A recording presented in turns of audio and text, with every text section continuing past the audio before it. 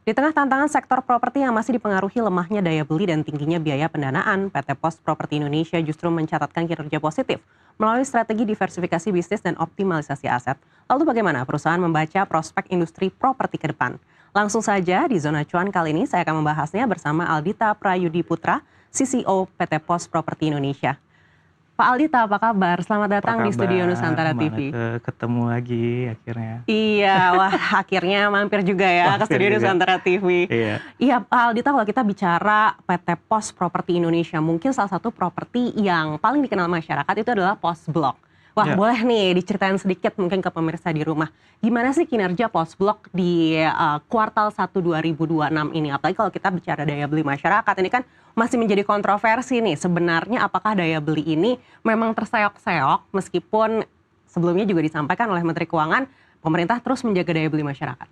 ya, mungkin yang pertama kami coba menjelaskan bahwa PT Pos Properti ini adalah anak perusahaan dari Pos Indonesia, di mana Pos Properti memiliki 5 unit bisnis, yaitu bisnis hospitality, kemudian kami memiliki commercializing services, dan juga building management, design and construction, dan juga yang terakhir adalah building management. Nah, kalau kami melihat kinerja komersial kami ya di 2026, 2 bulan ini alhamdulillah kami rasa ya dinamika ekonomi yang saat ini kita lihat ya dari pergerakan suku bunga, kemudian daya beli masyarakat, kami masih bisa mencatatkan achievement 100% untuk di aktivitas leasing. Alhamdulillah. Nah, di tahun ini kami menargetkan sekitar pertumbuhan kami ya sekitar 18% dari tahun lalu. Dan ini kalau kita lihat dari CAGR terakhir ya, pertumbuhan industri properti itu ada di kisaran 5%. Nah, kalau kita lihat proyeksi lagi ke depan, 5 tahun ke depan, itu yang diproyeksikan industri properti akan tumbuh 5,2 sampai 5,9%. Nah, pertumbuhan yang kami catatkan 18% ini kami rasa ya kami cukup optimistis ya dengan tadi bisnis hospitality kita di Pos Blok. Kebetulan Pos Blok ini adalah bisnis hospitality-nya kita. Nah, memang pada saat ini kami masih full secara kontribusi bisnis kita itu dominasi oleh bisnis sewa ya, commercial leasing. Mungkin kontribusinya bisa sekitar 50-60% saat ini. Jadi kami rasa dari pergerakan daya beli masyarakat saat ini, kami rasa kami masih optimistis untuk mengejar pertumbuhan di 2026. Baik, pertumbuhan 18% ini apakah ini sudah sesuai ekspektasi? Untuk saat ini memang kami masih melihat baru 2 bulan ya, karena kan ini baru di kuartal pertama ya. Nah, kami melihat untuk 18% ini sampai dengan akhir tahun 2026 dengan adanya inovasi kami di co-living ya, saat ini kami baru membuka co-living baru kami, memanfaatkan 2 titik aset Pos Indonesia di Jalan Fatmawati dan Gandaria. Kami membuka co-living sekitar 50 kamar, dan ini kami melihat di awal pembukaan juga cukup antusias ya dari market sendiri. Jadi kami melihat pertumbuhan ini akan bisa menutup 18% yang kami catatkan dan kami targetkan. Baik, apakah co-living ini akan digadang-gadang mungkin menjadi penyangga utama bisnis dari Pos Properti Indonesia? Iya, jadi kalau tadi berbicara diversifikasi, bagaimana commercial leasing saat ini mendominasi. Nah, dominasi dari commercial leasing ini kalau Mbak Anneke ngelihat ya, kalau misalnya ruang sewa, ya mungkin nggak segitu-segitu aja ya, kita sewa sekian, itu selesai. Tapi bagaimana kita menumbuhkan atau meningkatkan kita punya target pendapatan. Nah, dengan bisnis inovasi kami yang di co-living ini, ya kami rasa ini adalah bisnis yang cukup agile dan juga kita bisa langsung ke B2C. Secara marketnya kita bisa sasar B2C kan. Nah, sasaran ke B2C ini yang kami lihat bisa menimbulkan efek yang cukup signifikan. Jadi pertumbuhan tersebut kami rasa dari co-living ini nantinya ini kan baru di Jakarta ya, sedangkan asetnya Pos Indonesia yang dikelola Pos Properti saat ini itu hampir 2.900 lebih aset, jadi masih banyak sekali kondisi-kondisi aset yang kita bisa lakukan inovasi seperti co-living. Baik, kenapa co-living ini yang menjadi fokus begitu? Karena kan sebenarnya banyak opsi yang lain juga, misalnya co-working space gitu mungkin, atau seperti tempat komersial lainnya. Ya betul, balik lagi ya, kalau coworking space saat ini pun kami juga sudah menjalani coworking space dan okupansi kami di coworking space ini mungkin ya udah mendekati 100%. Jadi kalau dinilai gitu ya dari beberapa research terakhir, Kesmen gitu ya, kemudian, JLL, Knight Frank, itu melihat, permintaan terhadap ruang, komersil dan ruang kantor itu juga cukup, meningkat sebenarnya di 2025, 2026 ini. Makanya sekarang di kami, Pos Properti banyak sekali masuk permintaan atas, titik-titik coworking space dan, ruang sewa ya. Nah, tadi balik lagi secara diversifikasi, gimana kami ingin menumbuhkan bahwa, kami memiliki satu unit bisnis lain yang nantinya ini akan menjadi bond. Ketika kontribusi dari, commercial leasing ini mencapai 60%, harusnya nanti akan bisa diimbangi dengan pertumbuhan si, co-living ini, gitu. Baik, ini menarik ya, karena ketika daya beli ini masih menjadi tantangan, tapi tadi disampaikan oleh Pak Aldita, permintaan untuk commercial space ini juga terus meningkat begitu. Boleh dijelaskan lagi lebih dalam seperti apa sih peningkatannya, apalagi kalau dibandingkan dengan tahun-tahun sebelumnya? Betul. Ya, tahun ini, saat ini ya, sebenarnya dari tahun lalu ya, akhir kuartal tahun lalu itu, kalau kita lihat orang, sudah mulai, untuk masuk ke dunia, ekspansi ya, ekspansi untuk bisnis-bisnisnya mereka. Nah, alhamdulillahnya, memang secara minat ke kami itu mungkin dalam kurun waktu 1 bulan gitu ya, kami bisa mendapati sekitar, ratusan, minat untuk, di aset-asetnya Pos Indonesia. Nah, itu yang kami lihat pertumbuhan dari peningkatan, permintaan ruang sewa, ini yang kami manfaatkan, Mbak Neke. Jadi, kemitraan-kemitraan yang kami jalin ini kecenderungan akan lebih banyak kemitraan strategis. Contohnya misalkan kami saat ini di Jakarta sedang ada project untuk, salah satu kantor KCP kami di, Pondokopi, itu akan kami ubah, kami change menjadi, berbarengan dengan, bisnis retail. Nah, bisnis retail dan bisnis retail ini kan kecenderungannya mereka akan buka di beberapa titik ya, dan kekuatan dari, Pos Properti ini adalah mengelola aset Pos Indonesia yang berada di titik-titik strategis.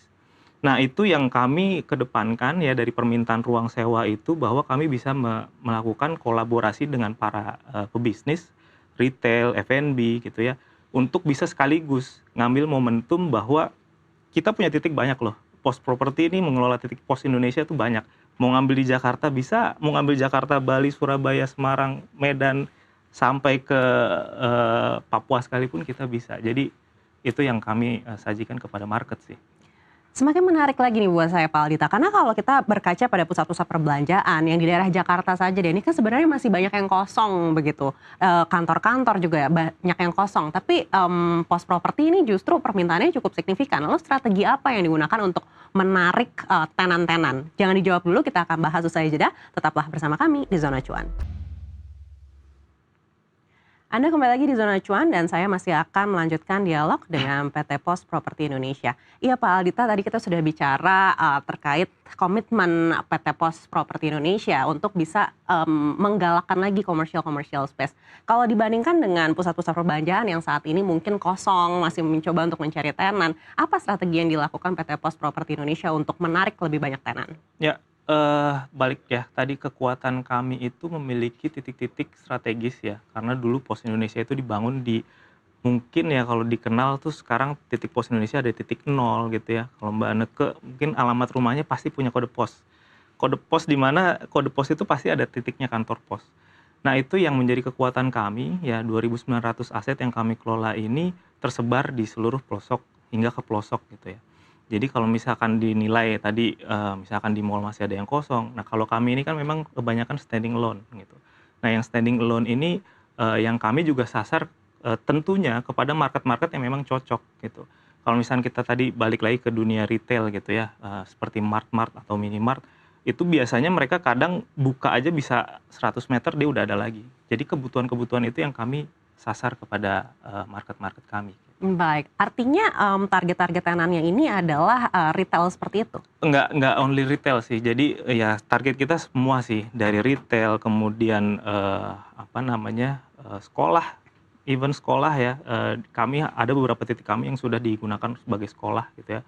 Kemudian gor olahraga, kemudian, F&B, restoran gitu ya. Ya mungkin yang sekarang kalau misalkan lagi banyak banget kan, lapangan padel tuh ya, banyak banget yang minta ke kami gitu kan. Hanya memang, karakteristik aset kami itu nggak semuanya besar gitu kan, dan, aset kami ini kan juga nggak semuanya idle gitu loh, masih ada yang, dioperasionalkan oleh, pos sendiri. Jadi memang harus kita lakukan, investasi terhadap re-layout beberapa titik gitu ya. Misalkan contoh di Yogyakarta kami kerjasama dengan salah satu brand, F&B ya, di situ kami mencoba me-re-layout kantor kami ya yang di, titik nol Yogyakarta. Kami sediakan ruang komersial sekitar 500 sampai 1.000 meter square dan itu baru kita komersialisasikan gitu. Jadi kita coba melihat titik-titik gitu ya atau ruang-ruang yang tidak terpakai untuk kita bisa komersialisasi gitu. Target okupansinya seperti apa di tahun ini?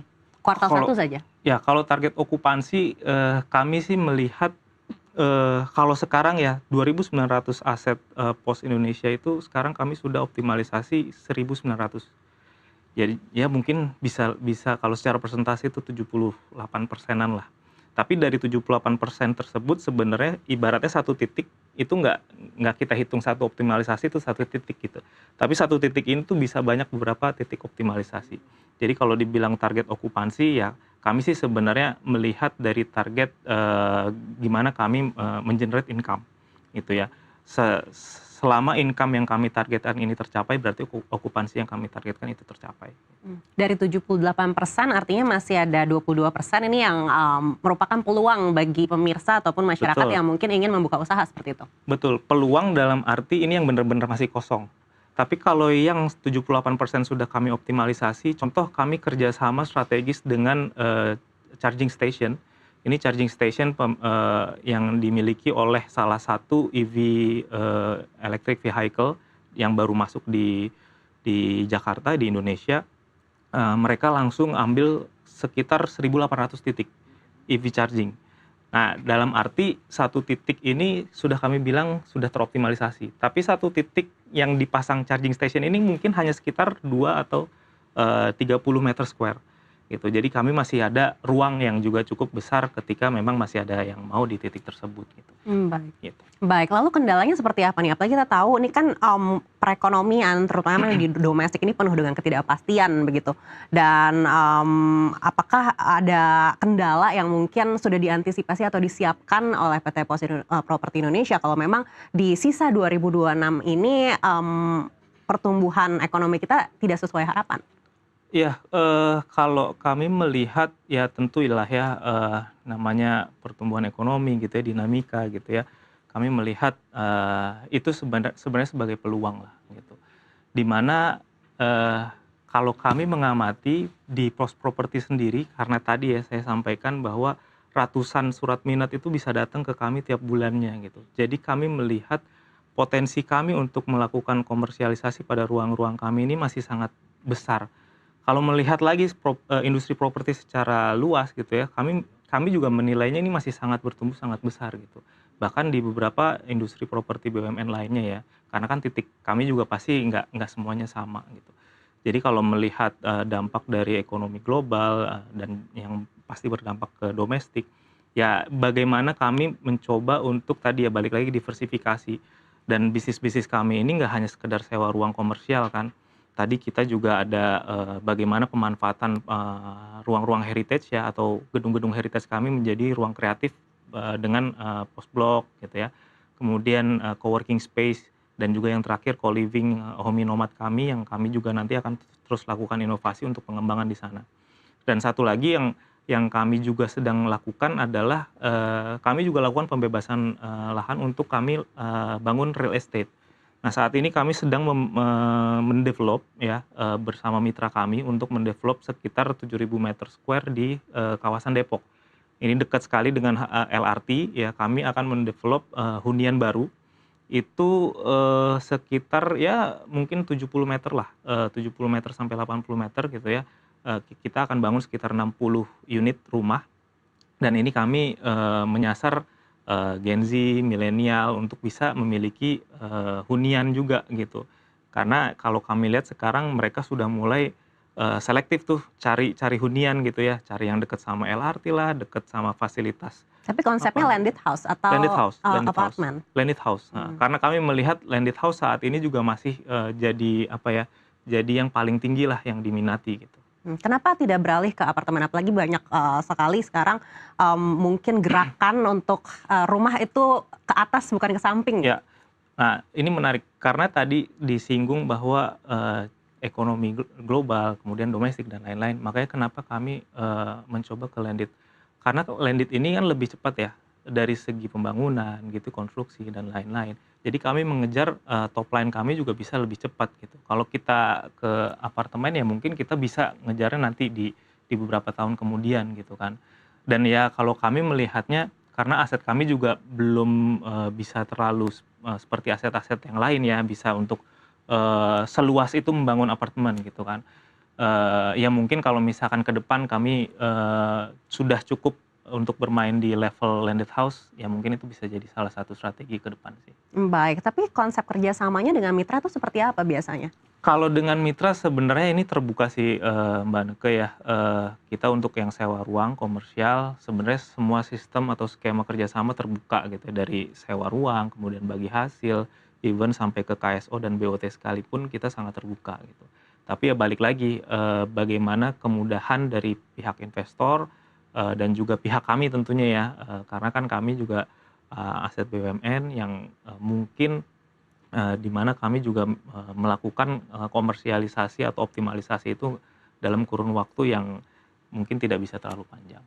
Baik. Mungkin untuk pemirsa di rumah, apa sih keunggulannya kalau mungkin, berbisnis atau membeli, aset-aset, binaan dari PT Pos Properti Indonesia ini dibandingkan dengan mungkin swasta ataupun, perusahaan properti lainnya? Ya, balik lagi ke tadi kekuatan kami itu ada di seluruh Indonesia ya, jadi cukup komunikasi dengan satu ya, dengan, satu apa, pos properti, ya siapapun yang memiliki bisnis atau ingin berekspansi gitu ya, cukup hubungi kami satu dan cukup, Dicarikan begitu di mana tempat dicarikan yang mau paling mau sesuai? di mana gitu kan. Kayak kemarin ada, salah satu juga mitra kami, saya pengen ada di, Purwakarta, di Sumedang, ada di Bandung gitu kan.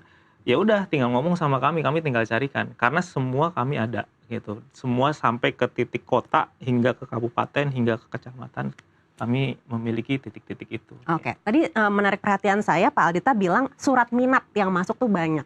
Mungkin boleh, dikasih tips nih untuk pemirsa yang mungkin mau bikin usaha atau mau ekspansi gitu. Gimana sih step by step-nya kalau mungkin ingin, menunjukkan minat, ingin berusaha atau ingin, menggunakan, properti dari PT Pos Properti Indonesia? Ya, sebenarnya sih sangat mudah ya, hubungi kami itu bisa melalui email juga. Kami ada email, yang khusus untuk, menerima surat-surat minat itu di komersial@posproperty.co.id ya, atau bisa datang ke kantor kami juga. Kebetulan kantor kami, ada di Bandung, di headquarter kami di Jalan Banda, itu depan, Heritage. Tapi kalau di Jakarta kami ada di Lapangan Banteng, berbarengan dengan, Pos Indonesia di Jakarta. Jadi kalau misalkan mau melakukan, kerjasama gitu ya, membuka opportunity dengan kami sangat terbuka, kami bisa didatangi kapanpun gitu ya. Even ya ini udah mau masuk ke lebaran ya, kami pun masih menjalankan project, karena ada beberapa, calon mitra kami yang segera akan buka, itu salah satunya di Surabaya dan di Bali, gitu. Baik, terima kasih sekali lagi Aldita Prayudi Putra, CCO PT Pos Properti Indonesia sudah bersama kami kali ini. Sampai berjumpa lagi di lain kesempatan. Sampai jumpa Mbak Neke, terima kasih.